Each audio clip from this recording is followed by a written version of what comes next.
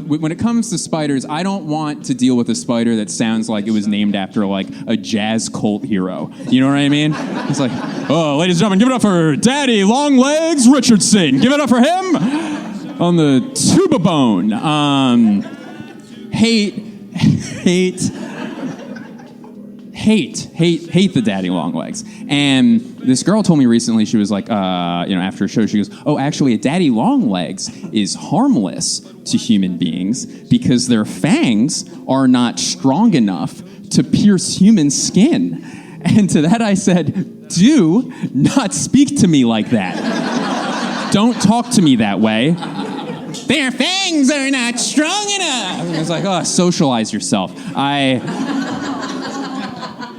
And she was wrong, by the way. Definitively wrong. I looked it up. Apparently, and by the way, if you get nothing else out of the set tonight, take this away. No animal is harmless if he makes you call him daddy.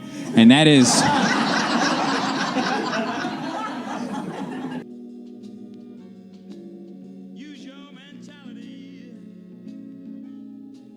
I'm doing good. I have an astigmatism. I'm wearing glasses. I hope this doesn't change our friendship.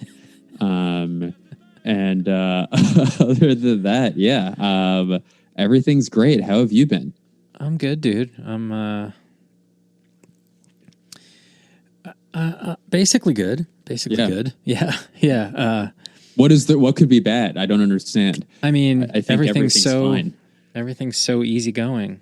Yeah. And simple out there. Yeah, I was really good in July.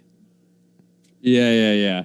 Like I was really good in July, but it's tapered off, I would say, in the last couple of weeks, dude. And I've been having the weirdest conversations. Like I still can't believe I'm having some of these conversations with people. So it's wild. Why do you, and I'm guessing you're talking about Prop 22. I was trying to come up with some like fake law that doesn't exist. Is this like mass conversation? Is this like COVID related stuff? Is that what you're alluding to? I am. I'm frustrated that I'm still having conversations that we can't like agree on a few basic realities just as a planet of what's happening right now. Like, right. Some shit just shouldn't be up for debate. It's very strange to me. It's very weird. So, it's inescapable. It's funny. It's like, I don't know if we talked about this. It's so, in a way, like regional. Like when I talk to like my friends and stuff, where here everyone's very like nervous, but still doing basically what they've been doing, you know, where it's like, like everyone is like, you're around, you're like, let's go. I'm outside. You know, like everyone's very nervous in the hotbed. Like Floridians are just doing the same thing. And then my LA friends, you know, like yourself, and then I was talking to my other buddy earlier today where it was like, it's just a reset almost, it seems like everything has gone back to obviously not like total lockdown, but it's not fun. It's just, it's mentally worse because we know there was a solution here. So, you know, the thing that I'm worried about, to your point, is it is so regional. Like where people like, I feel crazy when I talk to friends that are in other towns and stuff. They're like, dude, it's fine. I'm like, how?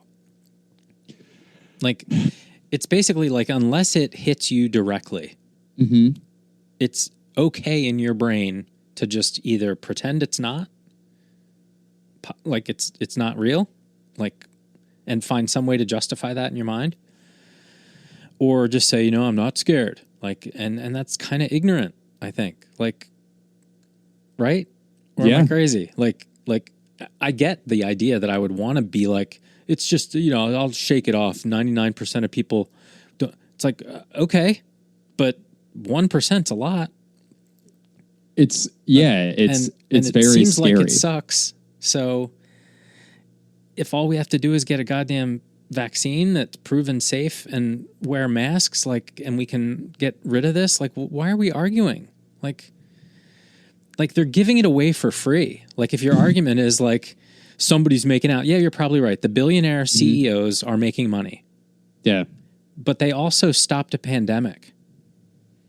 Like, did you do that? Like, sorry. Like, I'm not justifying their salaries. I'm just saying, like, yeah, somebody made money, but that has nothing to do with this anymore.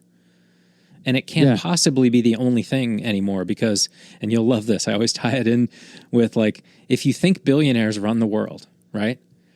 And they're plotting to steal all our money with fake vaccines and whatever the fuck. There are 32 billionaires that own football teams that gave up an entire season's worth of income.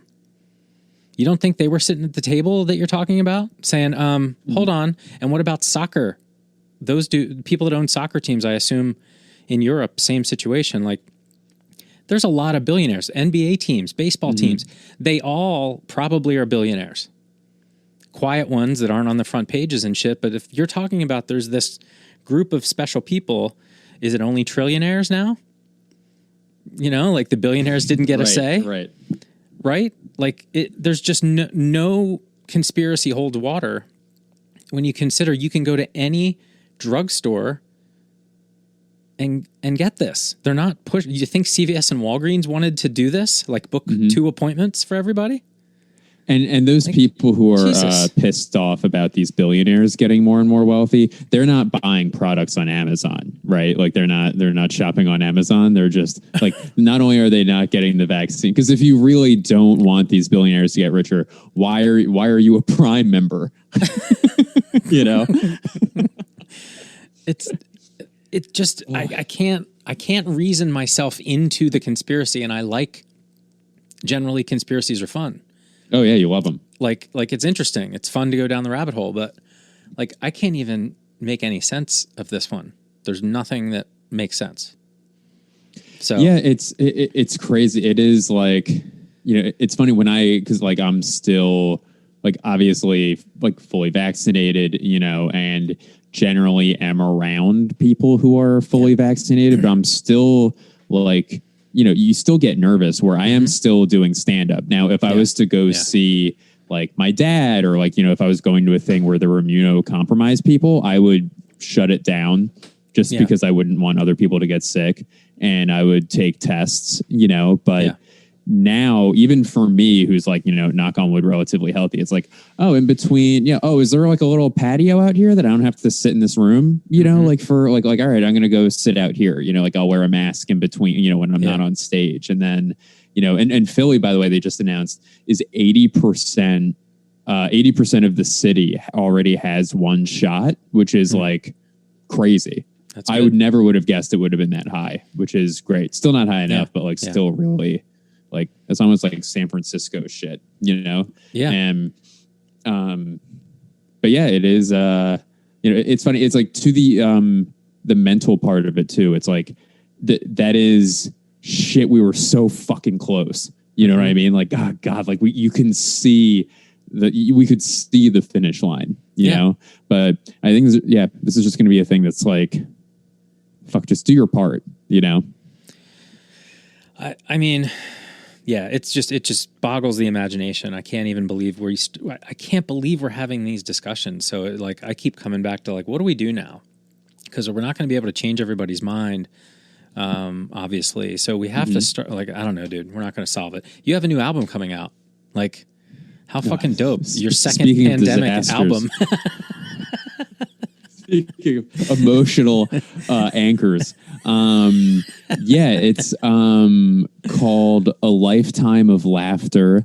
And this album's different where like the other ones, so I have 3 stand-up albums at this point, and those were all brand new, like all new material. Right. And this one is, so I am careful to like the way I promote it, because I don't want people to like, because you expect something from me at this point, you know, when you're buying new albums. So I want people to like buy this for new material, or there is new material on there, but I would say it's like 80-20 old to new. But the difference with this one is that it's completely clean. Like there's no swearing. There's no, and my material isn't fucking edgy anyway. I'm a real bore.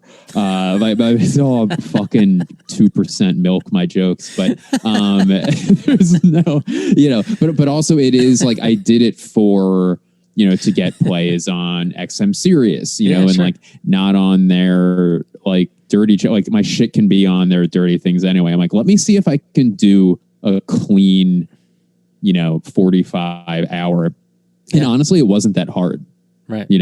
So, Helium Comedy Club, which is the comedy club in Philly, and they've like locations across the United States. Like they have a record label, and they're like, "Hey, we were listening to your albums. Like they're great. The way you swear is completely unnecessary for your jokes." And I'm like, "You're right," because when I swear on an album, I'm not saying like, oh, so I was out fucking people, it's like, I'm thinking of something to say and I'm like, so what was right. So I was outside, it's just unnecessary, but that's how I talk. So it's just being conscious of that. And then the only weird thing was like, so I have a joke where I'm talking about dogs walking down the street.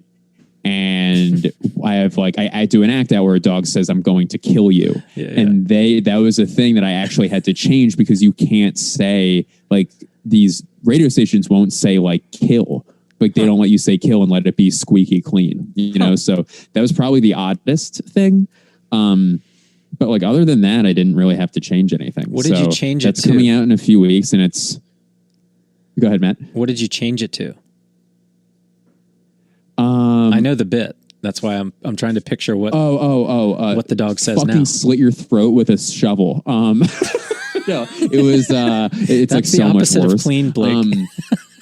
I changed no, that's not what what we meant, Blake.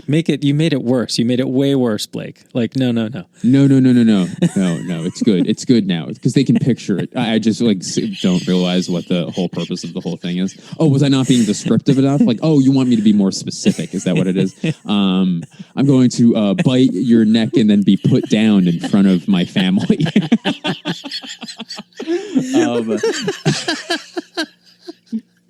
I'm going to put you down. Oh, God, what if that's what I'm going to put you down in front of your family. And it's like, look, that is so much worse.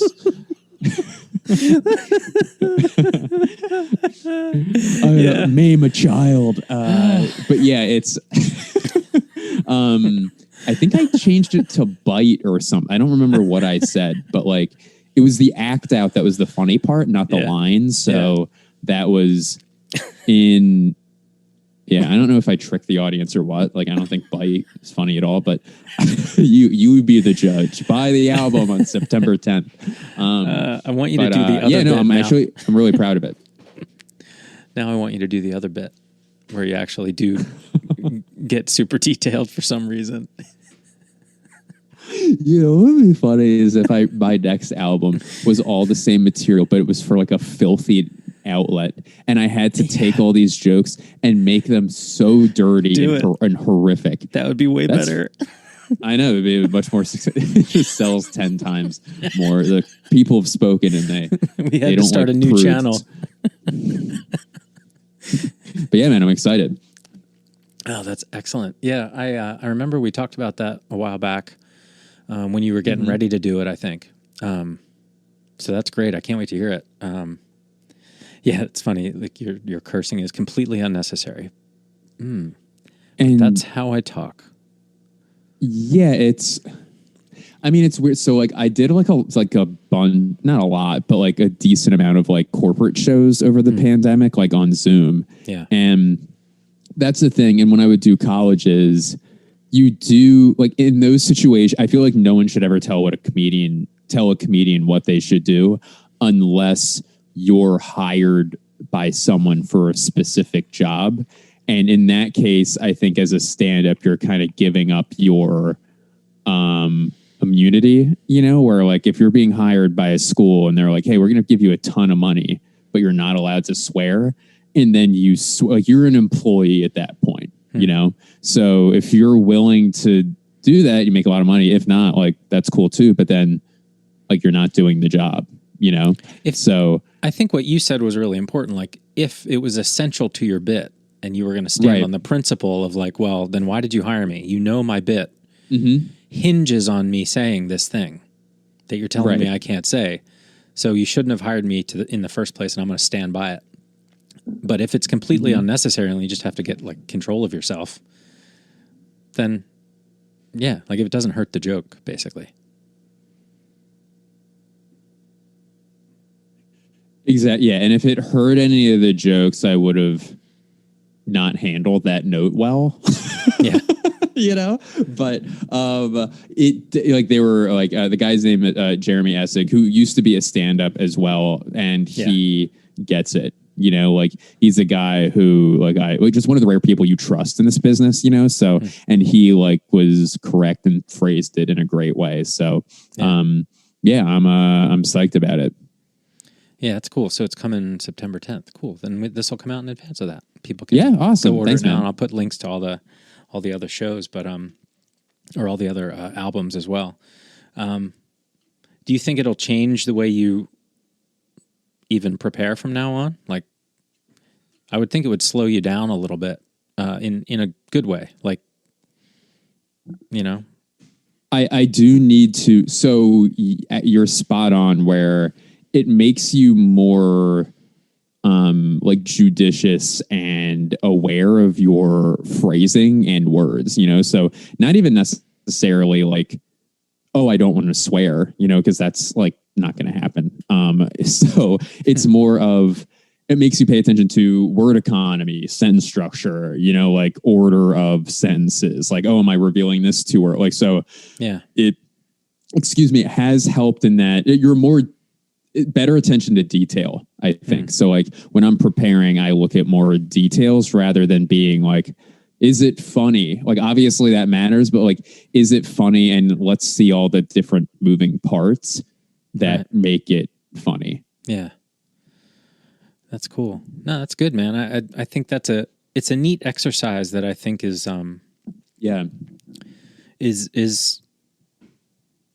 interesting. Yeah. It's almost like there's a lazy comfort to swearing, but is it necessary is kind of the way to think about it. I don't think I think you should speak how you speak, you know? So if you swear casual, like, I don't think that matters, you know, on the like spectrum of like, if you're in the middle of like the cleanliness spectrum of stand-up, then it doesn't matter, you know? But if you're like a filthy comic and you're doing a clean show, I'm sure people are going to be like, what the fuck am I watching? You know? And then vice versa. So it is an attention to detail thing, which I like need. So it does make you slow down and make you more aware. I noticed on the track list that the Night Terrors is on there, so I can't wait to hear how that Night changed, Terrors you know what I mean?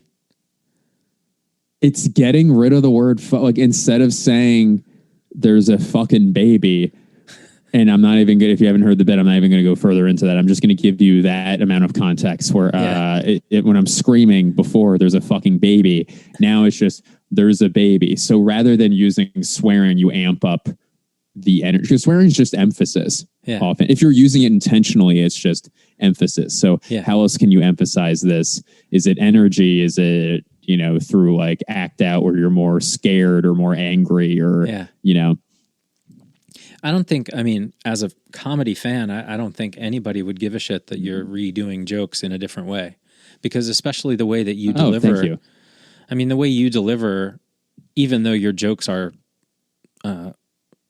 you know, the same, if I know your joke, you know what I mean? Like, I don't think I've ever seen you do them exactly the same way twice, you know?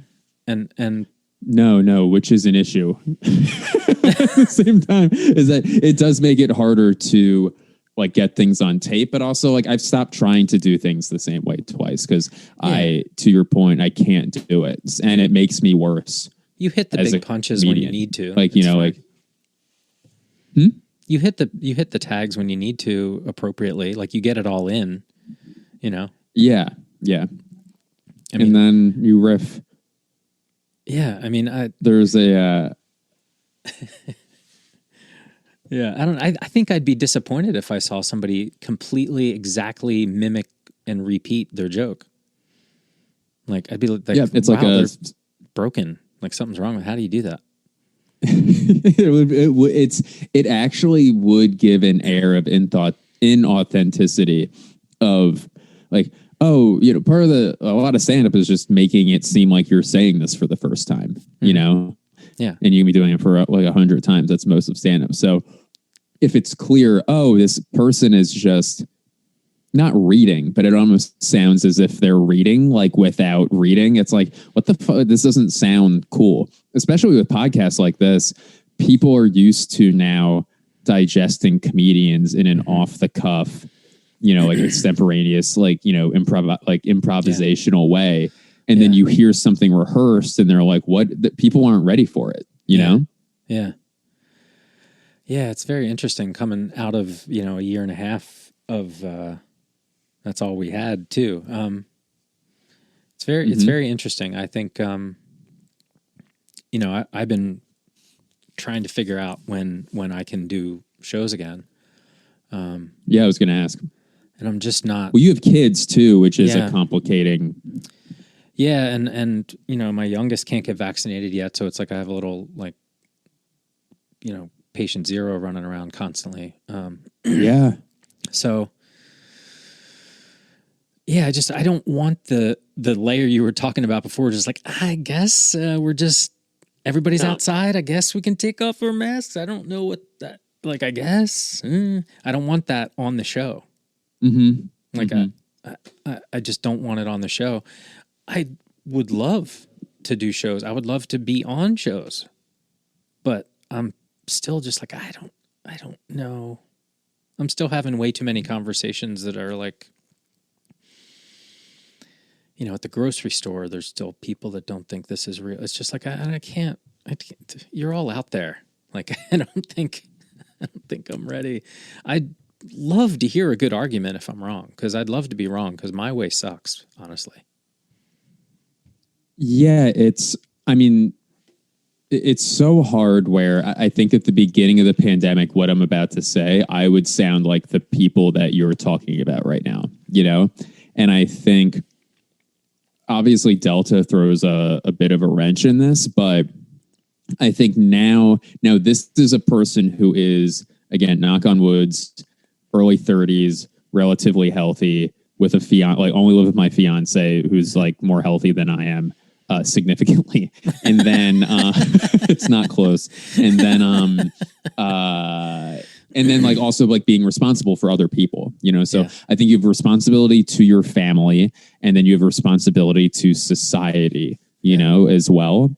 And for me, I'm like, you know what, in terms of the math and the data, someone like me either getting it with a fully vaccinated, and as importantly, passing it on, is not more dangerous than, say, like if you didn't know you had the flu or whatever it is, Now that being said, COVID is not the flu. Obviously, if you're not vaccinated, like that is not what I'm only talking about this very specific case. Yeah. But if I had kids, or if I lived with my like immunocompromised parents, then I would have a totally different approach, and I wouldn't be doing these things. Yeah. Does that make sense? Yeah. Or if I was going to be around immunocompromised people, like I would never.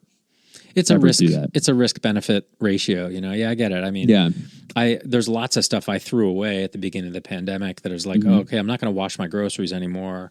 I don't need Lysol. Going to the grocery store is probably fine. Like things crept in that were like being outside is fine. But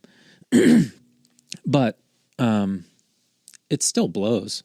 Like I said, I mean, my version of this kind of sucks across the board, and I don't like it. I'd rather it be the freewheeling, everything's great America version, but I just don't believe that version. All signs point to my version is correct for my situation, like as far as risk. And the only thing I really want to get back to doing is shows, which to me is a huge risk.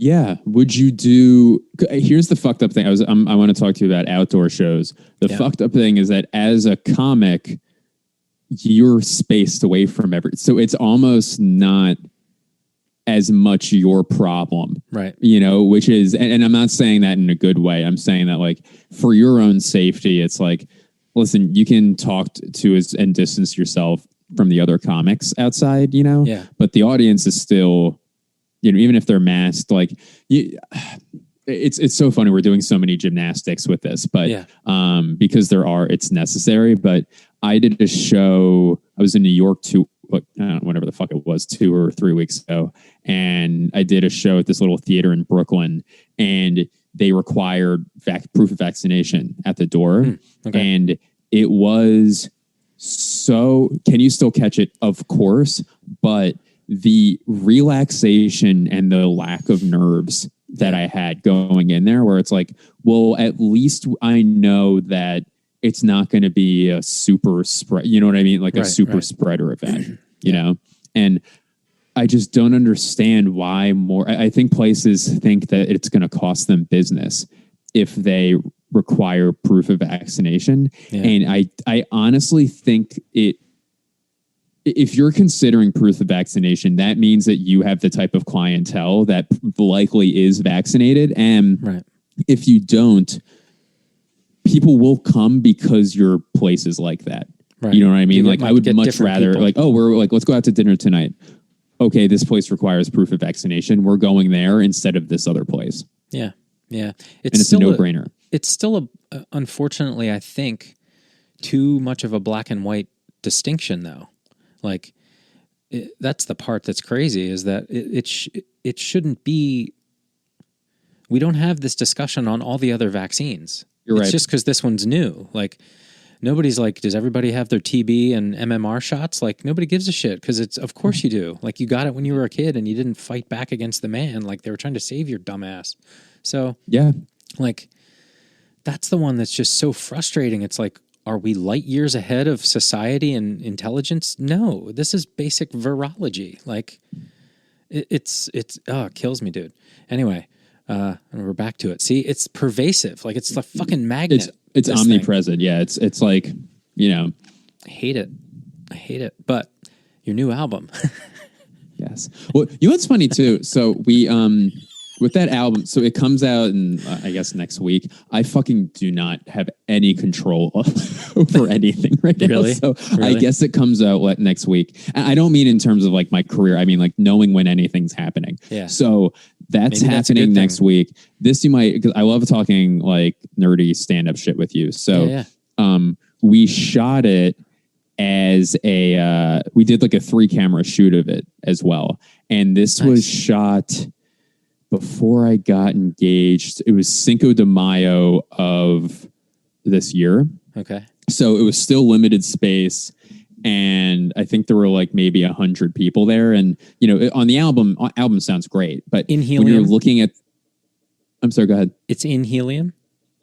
At Helium, yeah. Okay, yeah. So did like a 3-camera 4K shoot of it. Yeah. And I wanted to... So I'm like, we'll release it also as a special. And there were the mental gymnastics where after, because I've always wanted a special. I'm like, why don't I just fucking shoot my own? I don't understand why I'm waiting for anything else. So then realized that wasn't what the goal of the thing was. Like the goal was an audio album and we'll shoot it. But the thing is, to our discussion earlier, that was a completely clean album, which meant that there are certain jokes that I just also didn't do or was thinking like, this is on, I already have this on XM Sirius or, and also I wasn't completely loose, like I'm looser on this than maybe any other album, like then definitely any other album I've done. But I want the special to just be me with my material and also fucking around, Right. So, and also that would have come out, I mean, like in the fall, and there was a lot of like, this is us coming out of the pandemic. This is before Delta. So there was a lot of, there's too much hope in it. and also like for this the special, I want it to be, I don't want it to be a pandemic special. Like I've done that, you know? So it's like a lot of it is, whatever, like opened up with a pandemic joke, you know, like second joke was like COVID related, you know what I mean? And it's just like, just fucking have that. Cause like you're still in the moment, like it's not going to go anywhere, but, I'm going to re-record it. I believe in Charleston, South Carolina in, November. So, I'm going to shoot it down there, and I'm doing that because you might find this interesting too. I've kind of stretched myself in terms of audience thin in Philly, where I've like headlined a bunch of shows, and now like the novelty, the Blake Wexler, I only can do so many hours before it's like, okay, I think we have him. You know, we've seen Blake, he's back. He's done, you know, he's headlined 8 shows around the Philadelphia area, like since he's been back. So if people who've wanted to see me have seen me, and I don't want to like record a special if people aren't like 100% excited about it. You know what I mean? And then Charleston is like a second home to me. And I think it'll be a cool, if you told me 10 years ago that I was going to record my first special in the fucking South, I'd be like, what the hell are you talking about? No, who has shit on me that is making me do this? Yeah. But, it's a cool, you know, little pocket there that, I'm excited. So that's nice. That's happening. I'll let you know let's talk before it, but, it makes me think, a couple things. One is, like you said, doing a dirty version of the clean jokes. Since you already have the clean jokes recorded, you should definitely do a special of you doing the other half dirty as hell wherever, and release it as dirty clean. Like, you know what I mean? Like that's the special. Oh, that's cool. I think you should do that. And then the other thing that you were saying about like going out and shit, I lost it. Like overextending myself maybe, or, and I host a weekly show here too. About stretching yourself thin. Mm-hmm. Yeah. Like I think that'll just be a build there. I wouldn't think that all the people know about it. I think like you got the little percentage of people that are willing to go to a comedy show during the pandemic. Mm-hmm. You know, and to your point earlier about the vaccinated places, like, I think people will just get different people. Yeah. Like businesses. There's so many people. There's just so many people. Like there's so many people. It's bananas, right? So I don't think you can lose, man. I think it's cool. Do you like being back there? In Philly? Yeah. I do. Yeah, I love it. Like it's, it's funny. Normally I have a qualifier or a preface before I fucking say literally anything at all. But, I do just love it, period. It's been great. Yeah. It's been, you know, my concerns, and who knows if I like, you know, how long I can live here. But, you know, when we moved, for the view, like I was living in LA the past 10 years, like had moved there essentially like 9.5. But, my Philly was going to be a bridge to New York, where, you know, in this business, you're taught you have to live in one of the two cities. And if that is true, I don't know how much longer that's going to be true, but my goal, I guess my thoughts when we moved here was I can stay here as long as, I'm doing comedy at the highest level I can do. Mm-hmm. So if that's, one cool thing about LA is that you would do a show and it's one of the best comedians in the world would be on it, you know, like, oh, I'm doing stand up with Patton Oswalt tonight. Let's see what he's doing. Okay, cool. Yeah. That's a thing I can strive to do, you know, and here there's a lot of great comedians and people that you can learn from, but it doesn't have that person. But I see that shit. I see their videos online. When I go up to New York, I'm on those shows with them, you know? Yeah. And also after doing stand-up for 15 years, I kind of have an idea of, like, I have a hack detector in my head, you know, like I have, and I'm competitive, you know, like it's not a competitive medium, but like I want to be as good, if not better than enter comedian's name here. So it's like, as long as that's true, I can stay living here. As long as I'm not putting a ceiling on my career, I can still be living here. And then as long as I can make the money that I make, I can live here. So, so far, I mean, like, a lot of that's TBD, but so far it's all like, none of those things are a no right now, you know, like, so that's awesome. And then lifestyle wise, it's for what I paid for a 1-bedroom apartment in Los Feliz in LA. I have a house. Like I have an actual like house. So like it's fucking crazy. Like, it's crazy. And it's a city that's not actively trying to kill me every 5 seconds, you know? And it's I mean, I'm actively trying to kill myself, I think, in the city with food. But it's just nice, and I'm closer to family. It is and I would get the same thing out of New York, like geographically speaking. But there is something to be said about going back to where you grew up as like an adult, and it not and it exceeding your expectations, I guess, is a good way to say it. That's great to hear, man. I have friends with mixed experiences, so I like hearing your positive spin, and you're in the throes of summer, which was always the one that would kill me over there. The humidity in July and August would just make me hate everything and everyone. It is. It's like, I mean, I'm not thrilled. Like, I don't like getting it is just, I will not go outside, you know, and because I don't want to shower again. Like, after, it's like, oh yeah, if I go outside, I'm like, I'm going to have to change my clothes and shower and like hang up my clothes, you know, like that I was not working out in. I was just walking to get floss, you know? So it is that, I mean, but also like things, how much time did I spend out? I was outside a lot in LA, obviously, but like, you know, everywhere with the smoke and shit there, obviously, you know, you can spend way more days comfortably outside in Los Angeles than you can obviously on the East Coast, but the weather really doesn't bug me that much. That's cool. That's cool. Yeah. And we're getting ready for football season. What do you got thinking? What's going on there? Are you doing Eagles stuff? Yeah, I've been working with them, and like, I can't wait to tell, like, I mean, I'll tell you offline some of the stuff, but like, you know, they have an entertainment division now. And, you know, I've been working on like some, like a podcast with them and some video projects and stuff. Like, I've been helping them write. So, which has been like it's been really cool to be, we talked about that. We've talked about this before, but like when we, you know, I mean, you've lived in LA longer than I have. When you moved to LA, you were never going to see the Eagles play there ever.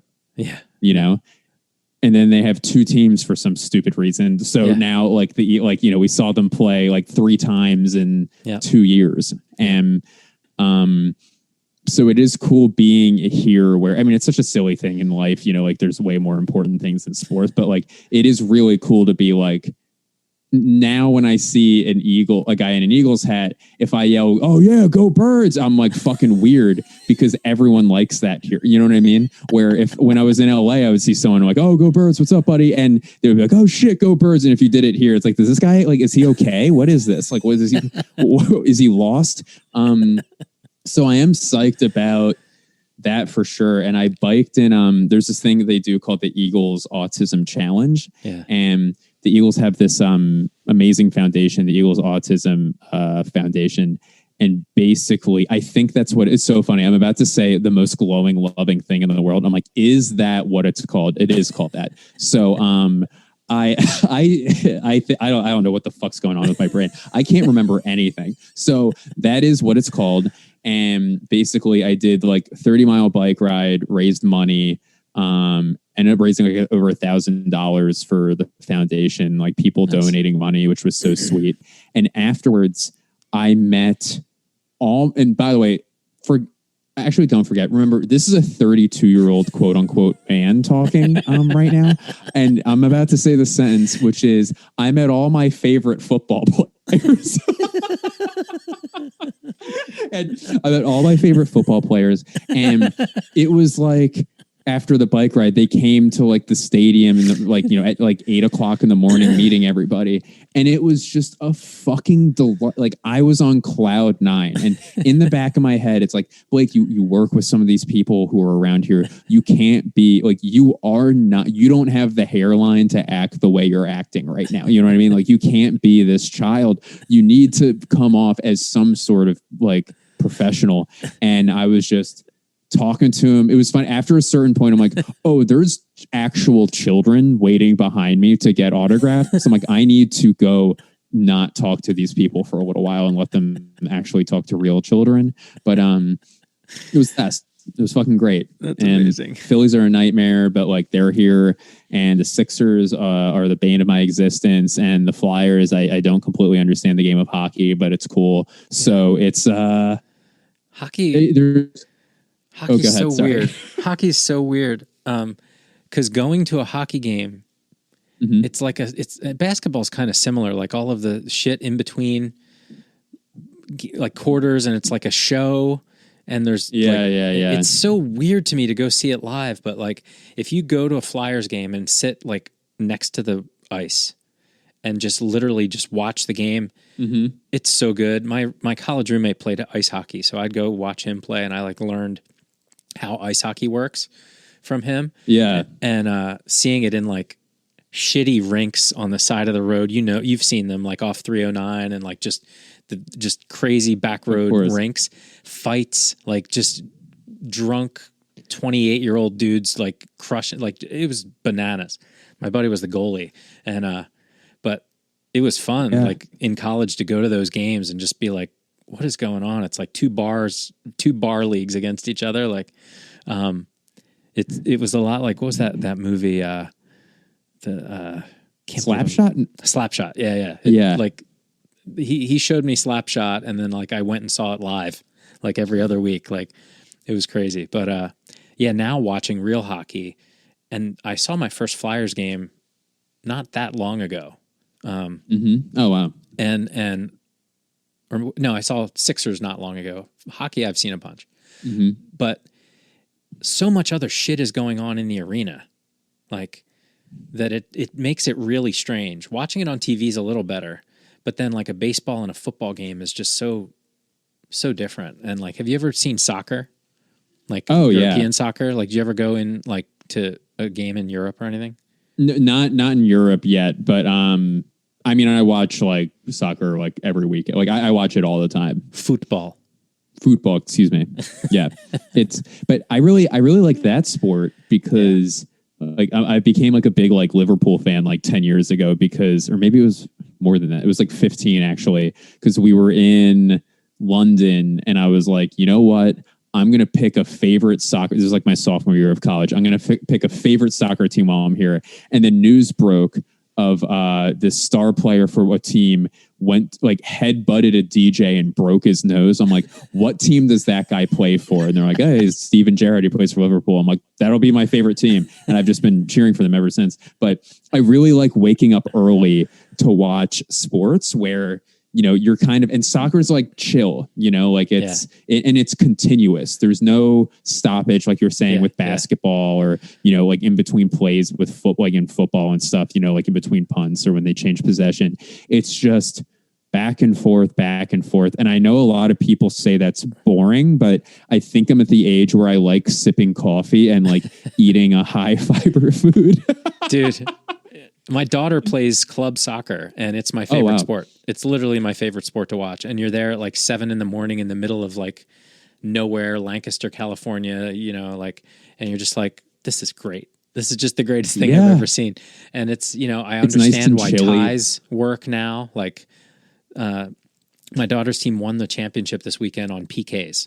Like, oh no, that's so stressful. It was unbelievable, dude. A full game, 2 5-minute halves, and then PKs, and our goalie's out. Like it was so cool. It was so cool.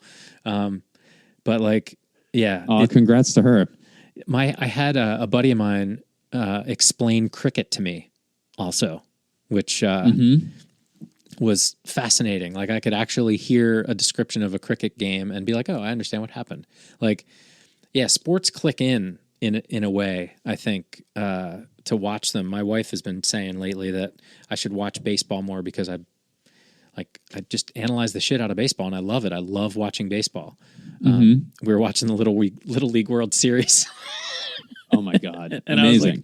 I was like, oh my God, these kids are so bananas. They get so into it. And like, have you watched any of it this year? No. Did I? No, I didn't. But it is like every year, a kid, like it's so emotionally charged because they're children and it's the biggest stage. And like sometimes you get a cocky one, which you fucking love. Every once in a while, there's a kid where it's like that kid is 18 years old, and it's never disappointing. It's always entertaining. There was a kid on I think he was on North Dakota or something like that. And he was good. He had a rifle arm, really smooth on the field, really good. And he knew it. Like you knew he was Tanner. Like he knew what was up. His pants were at his knees, like big red socks. He had giant like mirrored Oakleys, like the blue kind of rainbowy blue Oakleys. Oh yeah. Hair, wristbands, the whole like tight uniform under the uniform. He was just decked out. Like if he could have done a full front flip like Ozzie Smith, he would have. Like it was unbelievable. He made diving catches, just crazy shit. It was so fun to watch. I love it. But it's hard to explain to people that don't know baseball. Like it's impossible. It like I was like, I don't know where to begin. She's like, why did he do this? I'm like, well, because of this. And she's like, what? I'm just like, well, yeah, like, of course the catcher's, like, I was trying to explain what the strike zone is. Mm-hmm. I was like, it's between it has to cross the plate. It doesn't matter where the catcher catches the ball. And she's like, what do you mean? I'm like, you'd have to see an overhead shot of the plate that's superimposed on the chest of the batter to understand why it's a strike. Like, it's insane. Exactly. The strike, it's like from the knees to the letters is the strike zone. And it's like, what the fuck is the letters? What is that? Why can't you give me a part of the body? And it's like, yeah, I guess chest, but like around, depending on where the letters are, like it's such an old game. And I love baseball is probably the sport I understand the most because I like played it a little bit as a kid, but like imagine explaining there's 9 different pitches. Like there's like a screwball, a curveball, a slider, a changeup, a fastball, a cutter, and I was going to keep going, but I realized that's probably not entertaining podcasting, but, all 10 listeners are going to be really pissed off, Blake. He just kept naming pitches for 20 minutes. It's like, I don't understand if he forgot that he was here, if Matt was there or anyone was listening, but, it is a sport that I think that's the issue too, where it is, I mean, we're similar in what entertains us, and I wonder explaining that to a kid when they're presented with soccer, basketball, football, how do you even keep someone's attention explaining it? It takes a long time. Like I have a use case, and I'm not even the authority on it, but I do know it fairly well, is football. Like I didn't play, but I observed and I watched and I understand it.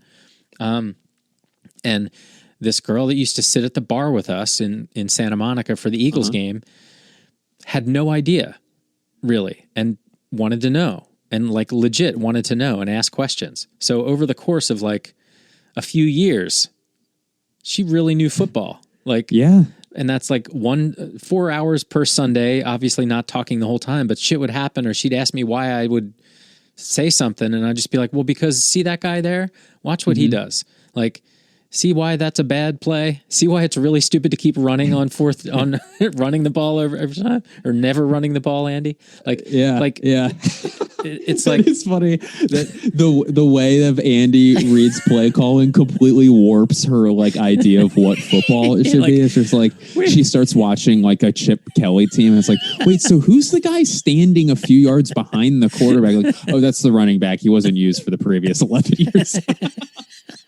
Yeah, like it is a warped version of football. Why does that other team look like they move the ball like perfectly down the field every time? It's like, yeah, that's how it should look. But they don't play that way. So we're gonna explain it. But like, Yeah, baseball's a tough one to explain, like completely across the board. Like there was a kid who had a fantastic at bat. Like, I mean, really worked the count, just really did a good job. And then he ended up, he did something. And then the next kid up, he just pissed the pitcher off, like ruined the pitcher, basically, this batter, right? So the next kid up, the pitcher couldn't find the strike zone, like ball way outside, ball way low, ball way outside. And I'm like, put the bat on your shoulder, kid. And she's like, what? I'm like, if that kid swings at this next ball, he's insane. And she's like, I don't understand. I'm like, that pitcher doesn't know where the strike zone is. And if he does, good for him. And anyway, he ended up like getting on base or whatever. But at some point he fouled the ball up in the air behind home plate. And the catcher ran back to get it, but never turned around. And the third baseman came in to get it. And since the catcher never turned around, the third baseman didn't call him off. They like ran into each other. And I'm like, completely the catcher's fault. Like he should have been turned around facing the other way. And the third baseman should have called him off. Like it's simple. Or own it and be like, call him off. Like the catcher usually is the one to call it off. But like everything was bad on that play. And they show it in slow motion, them like mashing into each other. Just like, this could have been prevented. And she's like, they're children. I'm like, yes, but these children are the best in the country. And these are fundamentals. These are the top children. Yes.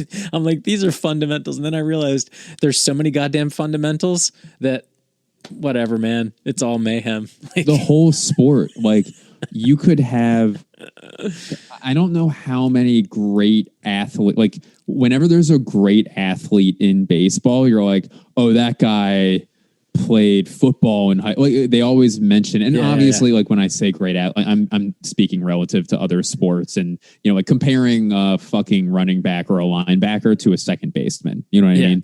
That's what I'm doing here. Obviously anything I've ever done that pales is not sport compared to what a Major League Baseball player does or any level, but it is, I forget what I was saying, but yeah, it is like a sport where if you had, it doesn't help necessarily to be this like lateral agile fucking athlete, There's like a lot of rules. It's hand-eye coordination that is, it's unrealistic. It's crazy to be a baseball player. There's a lot of rules, man. There's a lot of rules. And you just learn them, I guess. Like, and I yeah, it's funny. And we were talking about softball. I don't know what your view on softball is, but like, love it. I think it's awesome. And why is there no professional, like, I think there is a professional men's fast pitch softball league, but it's like, she was saying, like, it doesn't seem like there's an equal view of it as a sport. Like, and we were watching women's softball and I was like, these guys are badasses. Like, do you realize how small that field is? Like, that field is so small. What they're doing with to play third base with a right-handed hitter up there and fucking like fast pitch softball and just having just a screaming line. Dude. You're 2 feet away from the batter. Dude. It's so scary. I've done it. I did it for years. It's bananas. Like, yeah, it's not baseball. It's a whole different thing. And like, I feel like that would make great television, like a professional, just whatever, softball. Why isn't that on TV like baseball? Because it's like a whole other sport. I don't know.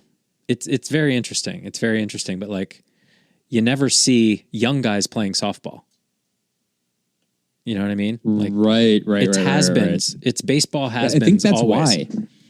But imagine someone with the talent to be an MLB player being like, no, I'm going to play softball. It's my jam. Like, it's. I think it is a PR thing because you don't see that MLB player playing softball. What you see, and I actually saw this once when I went to play in like a comedians league in Boston, is I showed up and the shortstop had a cigarette in one hand, a beer in the other, and his glove was just on the ground.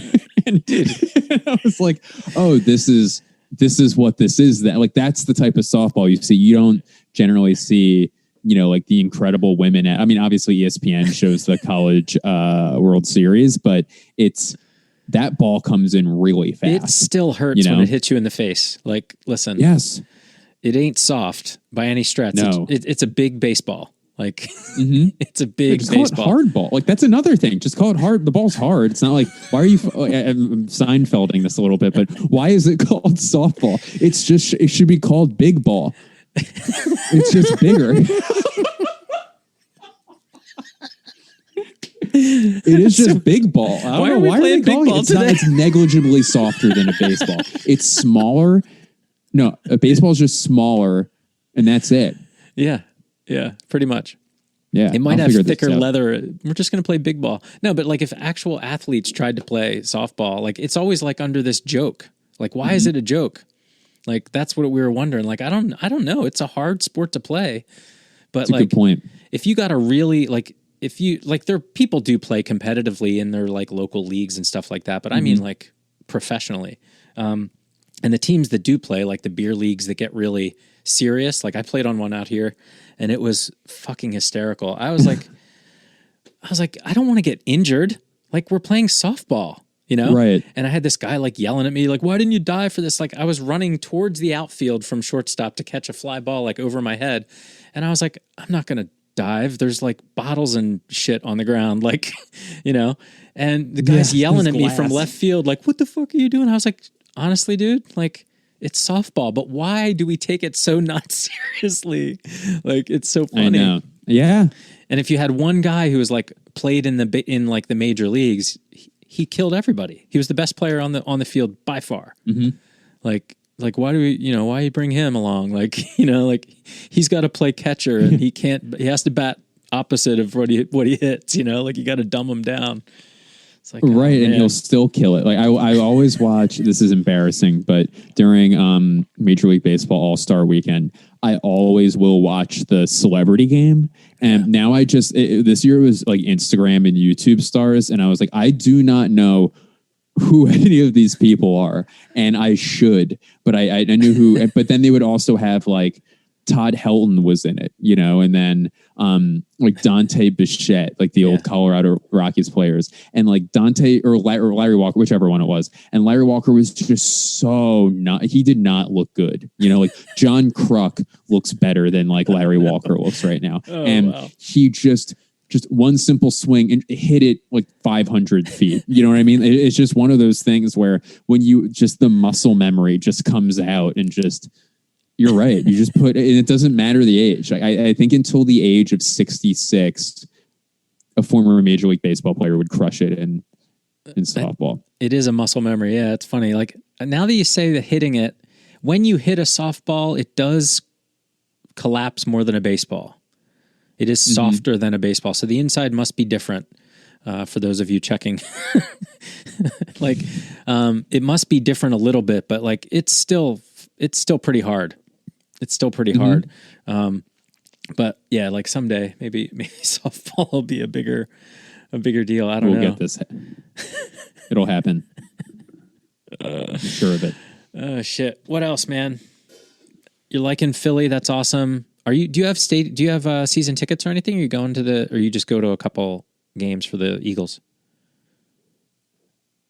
I go to a couple. It's funny. I don't know if it's already so close to completely taking over my life in a way where it has taken over my life. It is for sure no hyperbole taken over my life, the Eagles, and it has for my entire life. But if I get season tickets, it's like a career at that point. You know what I mean? Where your whole life, it's like, oh, I can't be on the road at this point. Like I can't make dinner reservations because I'm going to be too fucked up by the end of the day. You know what I mean? Like I can't be a husband or a goddamn father eventually. It would literally become it would cross a threshold that I'm not comfortable with. That being said, if someone offered me season tickets for the rest of my life, I would not have to think and I would take them immediately. But I have just been doing I went to the Eagles preseason. Obviously the season hasn't started yet at this time, but went to a preseason game, been to like 4 or 5 Phillies games. We're going to see the Union on a Friday, like the MLS team here, which I'm really excited about. We went before. It's fun, man. It is. Yeah. Have you been to any of the MLS games in LA? Yeah, we've seen the Galaxy and the girls. The girls' Olympic team played at the Galaxy Stadium before the pandemic. Wow. 2019. That was awesome. That was really cool. That's really cool. Soccer's incredible, dude. Football is incredible. Mm-hmm. It's an incredible sport. I really appreciate it more than I ever did learning it, Yeah. I don't know it as well. Like, I'm still like, why were they offsides? Like, I don't understand what happened. But no, I think that's just a thing that drives even the most learned fans nuts, where VAR is a thing, like no one knows, is it their shoulder or is it the foot? Like, is it their head? What is off? I think it's just one of those things where it's like, what constitutes a catch in the NFL, I think it's just one of those things where it's just always going to piss people off until the end of time. It's a no win. Yeah, it's bananas. I got really lucky when I was in Barcelona one time, and we just got tickets off the street and went and watched Barcelona play. And in the first half, Messi scored, and then one of the other players did a bicycle kick goal. And we were like, let's just leave. It's not going to get better. We'll go back to the hotel and watch. Because literally, that stadium is so old. I mean, it was dope. Beautiful evening. Sunset over the stadium. It was a beautiful stadium, but it's old and like not as safe as we're used to. So like, yeah, because we bought the tickets like that day on the street, we were in the last seat at the top of the stadium.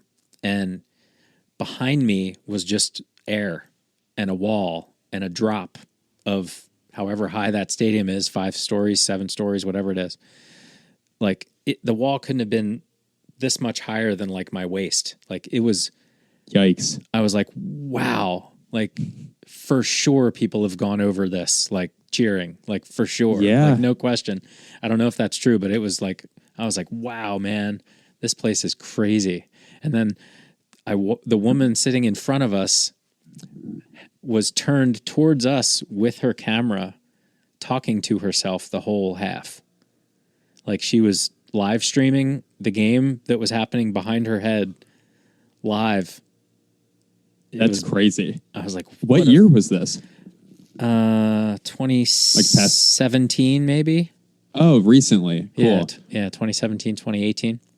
But holy shit, man. That's really cool. That was the coolest live sports experience ever. That whole stadium just rocked. I mean, it was cool. And then singing songs. Yeah. They have like sections and it was really cool. I mean, live sports is really amazing. A packed live stadium is untouchable. I don't like being a visitor though.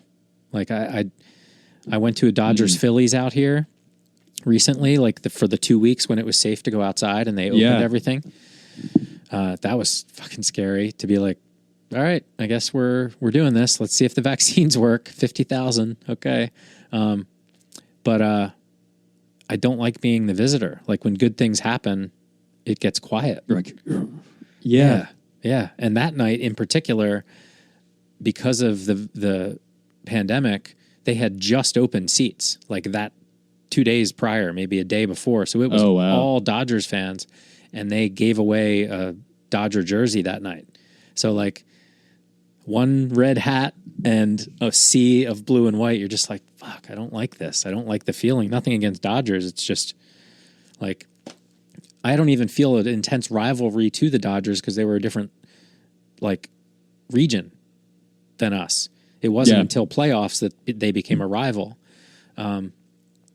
But yeah, it's weird. I don't like it. I didn't like going to the Eagles Rams because it, it's, I don't know. It's not as fun.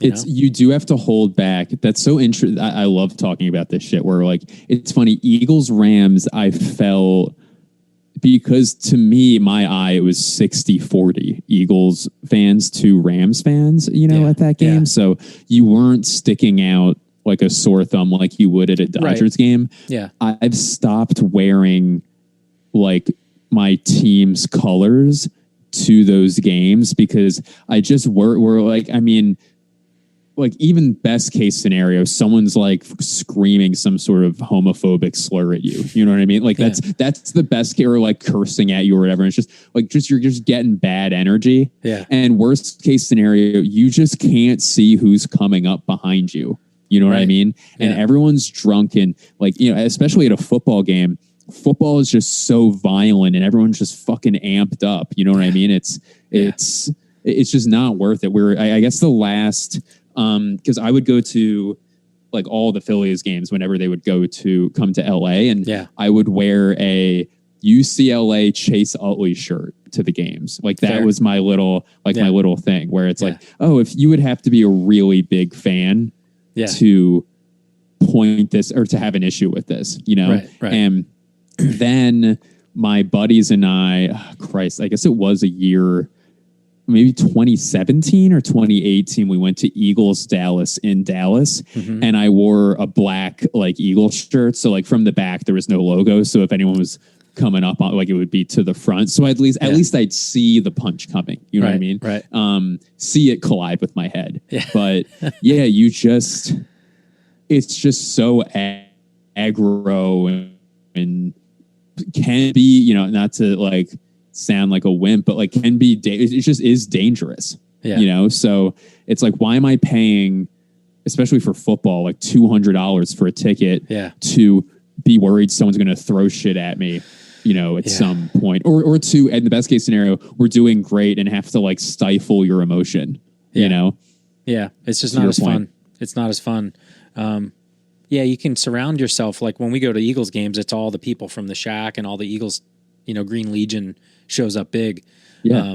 So you are comforted a little bit, but we're still here, as opposed to, there's just a different feel of the game. Like, you'd never get a Link 60-40. Maybe the Washington game gets the biggest contingent. Maybe New York. Like New York, like that. I think, but even still, then like 20%. Dallas fans are everywhere. Yeah, but not in big numbers. Like if that 20% maybe at the Link. At the most. Yeah, like it's low. Maybe 15, like even 15, because that's the thing with the Link, is that these people are like inheriting season ticket. You know what I mean? It's you have to wait 80 years to get a season ticket to the Eagle. Like your name's on a fucking list for forever. People have to die for you to get into that stadium. We had them, but they weren't in our name, and we had them for years, and they were like a group. And then when they switched to the Link, the group moved, and we got in on that group again. But then something happened where I think somebody died, and they had a sale, and they were like, we're not, that group doesn't exist anymore. I can't remember exactly what happened, but crazy. We owned them when we lived in California. Like it was heartbreaking to leave in that aspect. Like, but we never, like, I didn't have my own seat. Like I didn't have a PSL in my name that I gave up. We did have, we did have tickets at the Citizens Bank though. And my in-laws used them for a long time, until about 2 years ago. They just decided to stop going, and we're like, we'll give them up, you know? But yeah, those places, home games are so different. Like it almost makes me not want to go unless I'm going to home game. Like almost like I don't get cheesesteaks elsewhere. Like, right. They're not as good. Sorry. Yeah, it's a special thing. You know, it is. It's so funny. I'm such a nostalgic person. Like so fucking nostalgic. And it is worth reserving, I think, certain things, you know, rather than getting a watered down version, depending. But that's cool, man. I'm glad you're there. I'm glad you got a new record, and you're settling in. And if you have anything to send me, or like want to send something over and have me check it out, I can't wait. Like, I'll put links to all your new stuff and all that shit. I'm excited for you, dude. Yeah. I always love doing this. This is great. It's always a great vibe, and Yeah, man, I love catching up. It's great. I forget that we're doing a podcast. It just feels like we're chatting. So yeah, it's always so much fun. Thank you for having me. Anytime, dude. Anytime. And if you have new stuff to talk about or a new thing you want to promote, like anytime. And you have my number. You can call me whenever you want. So likewise. But I've been thinking about you because I saw that autism challenge thing, and I saw you got to meet your heroes, and I think that's awesome for you to be close and to enjoy the football season from local. It's going to be really fun. Thank you, man. I'm a real boy, and I think I will blossom into a real man.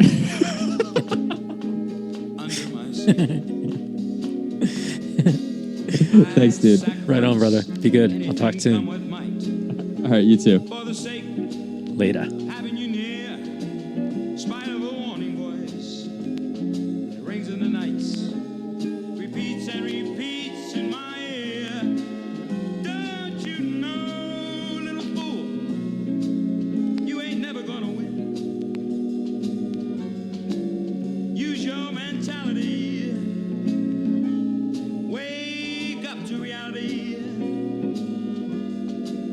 But each time I do, just the thought of you